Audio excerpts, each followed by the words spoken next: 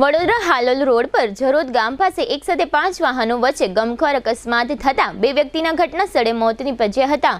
મૃતક બંને દંપતી હોવાનું જાણવા મળ્યું છે, જ્યારે 3 વ્યક્તિને ઈજા પહોંચતા સારવાર માટે હોસ્પિટલ ખસેડવામાં આવ્યા હતા।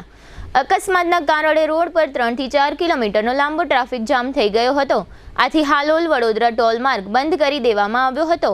2 વ્યક્તિ ફસાઈ હોવાની માહિતી વડોદરા ફાયર એન્ડ ઇમરજન્સી વિભાગને કરવામાં આવી હતી। પ્રાપ્ત વિગત મુજબ વડોદરા હાલોલ રોડ પર જરોદ 3 રસ્તા પાસે વિચિત્ર અકસ્માતમાં વાહનો એકબીજા પાછળ અથડાયા હતા। એક સાથે 5 વાહનો ટકરાતા વચ્ચે રહેલી ઇકો કારનો ભૂક્કો બોલી ગયો હતો। ઇકો કાર વાહનો વચ્ચે ચકદાઈ જવાથી અંદર સવાર જરોદ ગામના રહેવાસી 35 વર્ષના નરેશભાઈ ભીમજીભાઈ ડોડિયા અને તેની પત્ની ધર્મિષ્ઠાબેનનું મોત થયું હતું।